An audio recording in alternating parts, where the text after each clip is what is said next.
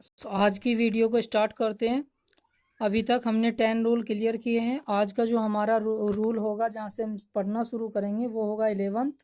और मैं इसको स्टार्ट करने से पहले आपको बता दूं कि अगर वीडियो आपको अच्छी लगती है तो लाइक कीजिए, शेयर कीजिए, चैनल को सब्सक्राइब कीजिए और बेल आइकन ज़रूर प्रेस कीजिए ताकि आपको नेक्स्ट वीडियो का नोटिफिकेशन मिल जाए। चलिए स्टार्ट करते हैं। यदि वाक्य में डबल ऑब्जेक्ट दिए हो तो किसी भी ऑब्जेक्ट से वाक्य को पैसिव वॉइस में बदला जा सकता है, किंतु वरीयता डायरेक्ट ऑब्जेक्ट को हम क्या बोलते हैं? निर्जीव वस्तु। और इनडायरेक्ट ऑब्जेक्ट को हम कहते हैं सजीव वस्तु, यानी लिविंग थिंग्स। और डायरेक्ट ऑब्जेक्ट को नॉन लिविंग थिंग्स, निर्जीव वस्तु को दी जाती है। अब देखिए कैसे दी जाती है। हमारे सामने एक सेंटेंस है, I gave him a book. अब हमारे पास दो ऑब्जेक्ट है पैसिव वॉइस में सेंटेंस को ट्रांसलेट करने के लिए। एक हो गया हिम, दूसरा हो गया आ बुक। अब हमें इसे पैसिव में ट्रांसलेट करना है तो कैसे करेंगे? फर्स्ट जो हमारा वे होगा, पहला जो तरीका होगा वो ये होगा, he was given a book by me. ये सेंटेंस बिल्कुल करेक्ट है। दूसरा तरीका, ए बुक। अब पहले हमने ही से बनाया, अब की बार हम ए बुक से इसको ट्रांसलेट करेंगे। A book was given to him by me. दोनों ही तरीके एक्यूरेट है, लेकिन अगर हमें एग्जाम में दोनों ही ऑप्शन में मिल जाते हैं, ये जो दो तरीके मैंने आपको बताए ट्रांसलेशन के, तो हम जो प्रेफरेंस देंगे, जो वरीयता देंगे वहाँ पे ऑप्शन को सिलेक्ट करने की, वो इसको देंगे, डायरेक्ट ऑब्जेक्ट वाले को। इसको हम राइट क्लिक करेंगे। क्लियर? आई होप आपने जो लास्ट वीडियो में मैंने रूल बताए थे वो लर्न किए होंगे। उसके बाद ही आपको ये समझ में आएगा मैंने कैसे ट्रांसलेट किया है। गेव पास्ट इंडेफिनिट होता है और हमारा नियम होता है कि पास्ट इंडेफिनिट की पैसिव वॉइस वोज वर्ब और मैन वर्ब की थर्ड फॉर्म से बनाई जाती है, जो कि इसमें दे रखी है। क्लियर? चलिए next example, he boat me a book. क्या हो जाएगा passive voice? A book was boat for me by him. इसका क्या होगा? I was boat a book by him. अब मैं इनका हिंदी ट्रांसलेशन बता देता हूँ। ही बोट मी अ बुक, उसने एक किताब मेरे लिए खरीदी। ये हिंदी अर्थ होगा एक्टिव वॉइस का। पैसिव वॉइस में, उसके द्वारा मेरे लिए एक किताब खरीदी गई। ये हिंदी अर्थ होगा इस सेकंड वाले का। अब थर्ड का देखिए, I was boat a book by him, उसके द्वारा मेरे लिए एक किताब खरीदी गई। ये हिंदी अर्थ होगा तीसरे का। क्लियर? अब देखिए नेक्स्ट हमारा रूल होगा मॉडल वर्ब। मॉडल वर्ब को हम पैसिव वॉइस में ट्रांसलेट करेंगे। ये कैसे किया जाएगा ये देख लीजिए। हमें एक्टिव वॉइस में सेंटेंस इस मॉडल पे मिलेगा जो ये आपके सामने है। क्या मिलता है? मॉडल वर्ब का प्रयोग होने पर निम्न प्रकार पैसिव बनाई जाती है। सबसे पहले सब्जेक्ट मिलेगा, फिर मॉडल वर्ब, फिर मैन वर्ब की फर्स्ट फॉर्म, फिर ऑब्जेक्ट। एक्टिव वॉइस का सेंटेंस ऐसे लिखा हुआ मिलेगा। जब हम उसे पैसिव में ट्रांसलेट करेंगे तो जो एक्टिव का ऑब्जेक्ट होगा उसको नया सब्जेक्ट बनाएंगे, और जो इसका सब्जेक्ट होगा एक्टिव का उसको नया ऑब्जेक्ट बनाएंगे। बाकी के नियम पहले जैसे रहेंगे, बस मॉडल वर्ब के साथ बी और मैन वर्ब की थर्ड फॉर्म आ जाएगी, ये चेंज हो जाएगा। क्लियर? अब देखिए कैसे, I am to finish his work, finish this work. I am to finish this work, मुझे यह कार्य करना है। ये हिंदी अर्थ निकलेगा। जब इसको पैसिव में ट्रांसलेट करेंगे तो this work is to be, जैसे यहाँ पे एम टू मॉडल वर्ब है वैसे ही यहाँ पे इज टू मॉडल वर्ब है। Is to be finished by me, sentence बिल्कुल करेक्ट हो गया। नेक्स्ट देखिए, the students have to write notes, विद्यार्थियों को नोट्स लिखने पड़ते हैं। ये हिंदी अर्थ होगा। जब पैसिव में ट्रांसलेट करेंगे, notes have to be written by the students. अब नोट्स के अकॉर्डिंग हैव आ जाएगा, have to be. Have to active voice में था, इसमें बी कनेक्ट हो जाएगा और मैन वर्ब की थर्ड फॉर्म कनेक्ट हो जाएगी। क्लियर? चलिए इसके बाद थर्ड एग्जाम्पल देखते हैं क्या होगा।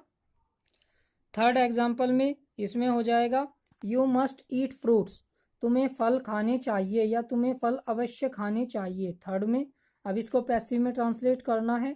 Fruits must be, must modal verb है, इसके साथ बी कनेक्ट होगा और उसके बाद मैन वर्ब की third form, must be eaten by you. Clear? Next देखिए, you should deposit the tax, तुम्हें टैक्स डिपॉजिट करना चाहिए। जब इसको पैसिव में लेके जाएंगे तो the tax should be deposited by you. Clear? चलिए हमारा नेक्स्ट रूल होगा, 13। अब 13 रूल को देखिए, इसमें क्या होता है। देखिए पैसिव, जब हम 13 में रूल में हम पढ़ेंगे इम्पेरेटिव सेंटेंस की पैसिव वॉइस कैसे बनाते हैं। इम्पेरेटिव सेंटेंस पहले समझ लीजिए, दो तरह के होते हैं। पहला तो ये होता है कि मैन वर्ब शुरू में दी हो वाक्य के और उसके बाद ऑब्जेक्ट और एक्सेट्रा हो, यानी आदेशात्मक वाक्य होते हैं इम्पेरेटिव सेंटेंस। पहला तरीका ये होगा कि मैन वर्ब से शुरू होगा। दूसरा तरीका होता है पैसिव वॉइस के सेंटेंस, इसका इम्पेरेटिव सेंटेंस का, कि उसमें लेट से वाक्य को शुरू करते हैं। मैं कुछ एग्जांपल दे देता हूँ, एक दो अपने पास से ही दे देता हूँ। जैसे मैं आपको कह देता हूँ सिट डाउन, क्या कहा मैंने, सिट डाउन। तो इस सेंटेंस में देखिए वर्ब से शुरू हो रहा है, सिट आया हुआ है शुरुआत में, सिट डाउन मैंने एक सेंटेंस आपको बोला, तो इसमें क्या हो जाएगा, सिट डाउन ये इम्पेरेटिव सेंटेंस हो जाएगा। एक तरीका तो ये होगा। दूसरा तरीका होता है जैसे लेट से जो शुरू होते हैं उसमें आता है, जैसे लेट्स स्टार्ट द वर्क। दूसरा तरीका ये होता है लेट वाला। क्लियर। अब देखिए मैं इसको आपको डिस्क्राइब करके बताऊंगा। पहले हम इस वे की बात करेंगे, फर्स्ट वाले की। चलिए स्टार्ट करते हैं। फर्स्ट कंडीशन, जब वाक्य इंपेरेटिव हो तो उसको हम कैसे ट्रांसलेट करेंगे। पहली कंडीशन होगी लेट, नया सब्जेक्ट बी और मैन वर्ब की थर्ड फॉर्म। सेकंड कंडीशन होगी नया सब्जेक्ट शुड बी और मैन वर्ब की थर्ड फॉर्म। जो ये नया सब्जेक्ट होगा ये वो होगा जो इंपेरेटिव सेंटेंस में ऑब्जेक्ट आपको दिया जाएगा। उसको हम दो तरीके से बनाएंगे, पहला लेट से, दूसरा नए सब्जेक्ट से, और तीसरा जो तरीका होगा वो होगा भाव के अनुसार। अब वो कैसे होगा वो भी मैं आपको बता देता हूँ। चाहो तो एक बार इसका स्क्रीनशॉट ले लीजिए। अब देखिए भाव के अनुसार कैसे बनाएंगे तीसरे तरीके से। थर्ड कंडीशन भाव के अनुसार, इसमें भाव दिया जाएगा आपको, सेंटेंस को पढ़ के आपको पता लगेगा कि ये इसमें आपको बोल क्या। इम्पेरेटिव सेंटेंस के जब हम भाव की बात करते हैं तो कुछ निश्चित फीलिंग्स, कुछ निश्चित भाव होते हैं। वो कैसे भाव होते हैं, उसमें आपको आदेश दिया जा सकता है, सलाह दी जा सकती है, सुझाव दिया जा सकता है, प्रार्थना की जा सकती है, या फिर आपको किसी चीज़ के लिए निषेध यानी मना किया जा सकता है। अब सबके लिए हम अलग अलग वर्ब का यूज करते हैं। वही वर्ब मैंने आपके सामने यहाँ पे भी लिखी हुई है, ये जो आपके सामने लिखा है, जैसे यू आर ऑर्डर्ड टू, बाकी का वाक्य आएगा, आदेश के लिए इसका हम प्रयोग करेंगे। जैसे आपको कह दिया जाता है कि फॉलो द इंस्ट्रक्शन। अब मैंने एक सेंटेंस बोल दिया follow the instructions, subject you छिपा हुआ है, वर्ब से सेंटेंस शुरू हो रहा है, तो ये सेंटेंस कौन सा हुआ, इम्पेरेटिव सेंटेंस हुआ। अगर इसको हमें भाव के अकॉर्डिंग ट्रांसलेट करना है तो हमें करना पड़ेगा इसको, you are ordered to follow the instructions, यानी बाकी का वाक्य जो का त्यों आएगा। केवल ऊपर वाली ये जो लाइन शुरू वाली लिखी हुई है मैंने, केवल इस लाइन को, जो शुरू की लाइन है, इसको आप लिखोगे और बाकी का वाक्य जो का त्यों भाव के अनुसार जोड़ दोगे, जैसा भी उस सेंटेंस में भाव होगा। जैसे आपको कहा जाता है टेक द मेडिसिन रेगुलरली, कि नियमित रूप से दवाई लो, तो दवाई जब आप नियमित रूप से लेते हैं तो आपको या तो सजेस्ट किया जाता है या कंसल्ट किया जाता है, आपको सुझाव दिया जाता है। तो इसमें कोई भी एक यूज हो जाएगा, you are suggested to, you are consulted to, किसी भी एक का आप यूज कर सकते हैं, बाकी का वाक्य जो का त्यों करेक्ट हो जाएगा। ठीक वैसे ही एडवाइस आएगा सलाह के लिए, कमांड आएगा आदेश के लिए, ऑर्डर भी आदेश के लिए होता है और कमांड भी आदेश के लिए होता है। अगर कोई आर्मी आदेश करती है, पुलिस आदेश करती है, कोई प्रशासनिक अधिकारी आदेश करता है तो उसको हम कमांडेड कह देते हैं। क्लियर। चलिए प्रार्थना के लिए तीन वर्ड यूज होंगे, रिक्वेस्ट, बेग्ड और प्लीज्ड। तीनों में से कोई भी आपको यूज कर सकते हैं, किसी भी एक का। अब निषेध के लिए आ जाइए। निषेध के लिए हमें क्या यूज करना है, निषेध के लिए फॉरबैड आएगा, फॉरबिटेड आएगा, फॉरबिटेड आएगा, प्रिवेंटेड आएगा। इन तीनों का प्रयोग निषेध के लिए किया जाता है।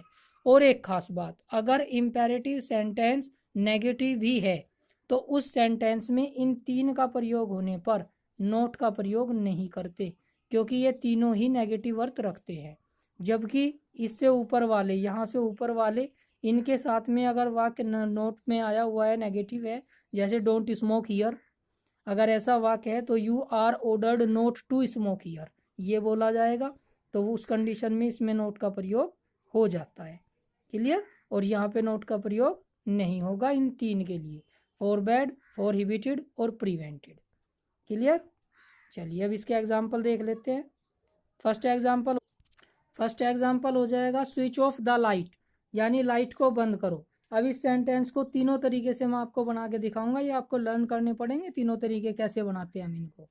लेट से बनाएंगे, लेट आएगा, लेट के बाद नया सब्जेक्ट यानी जो यहाँ पे ऑब्जेक्ट था, लेट द लाइट, उसके बाद बी, उसके बाद मैन वर्ब की third form. Clear? Late the light be switched of. पहले सेंटेंस को जो एक्टिव में है उसकी हिंदी हो जाएगी कि लाइट का स्विच ऑफ करो, लाइट बंद करो।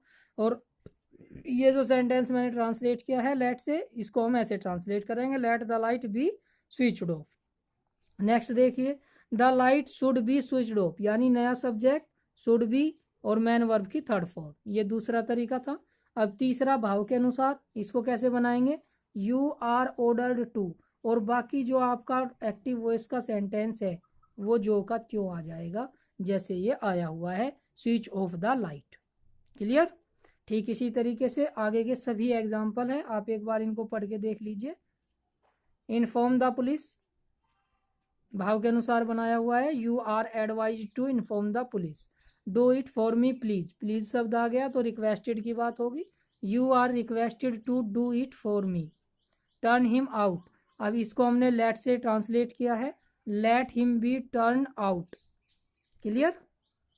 चलिए नेक्स्ट देखिए, लव योर कंट्री, इसको कैसे किया, नए सब्जेक्ट से, your country should be loved, इस तरीके से। क्लियर? चलिए आज के लिए टॉपिक को केवल इतना ही रखेंगे। मैं आपको एक बार इसको ऐसे करके दिखा देता हूँ, देख लीजिए। चाहो तो इसका स्क्रीनशॉट ले सकते हो, पहले आपका ले लीजिए फिर आपका ले लेना, ऐसे स्क्रीनशॉट ले लीजिए इसका।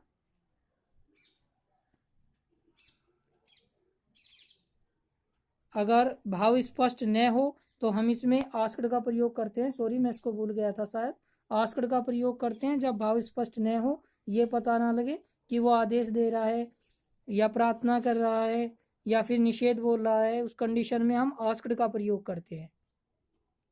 यहाँ तक आप इसको कॉपी कर लीजिए। अब इसके बाद जो हमारी बात होगी वो होगी किसके लिए, वोकैब के लिए। मैं रोज़ाना आपको लगभग 15 वोकैब देता हूँ लर्न करने के लिए। आज की जो वोकैब रहेगी वो ये रहेगी, आपके सामने है, स्क्रीनशॉट ले लीजिए इसका। लगभग 15 वर्ड है, ये आपको लर्न करने हैं। क्लियर? चलिए इसके साथ ही वीडियो को फिनिश करते हैं। अगर वीडियो आपको पसंद आई है तो इसे लाइक कीजिए, शेयर कीजिए और चैनल को सब्सक्राइब कीजिए, बेल आइकन जरूर प्रेस कीजिए ताकि आपको नेक्स्ट वीडियो का नोटिफिकेशन टाइम पर मिल जाए। Have a good day.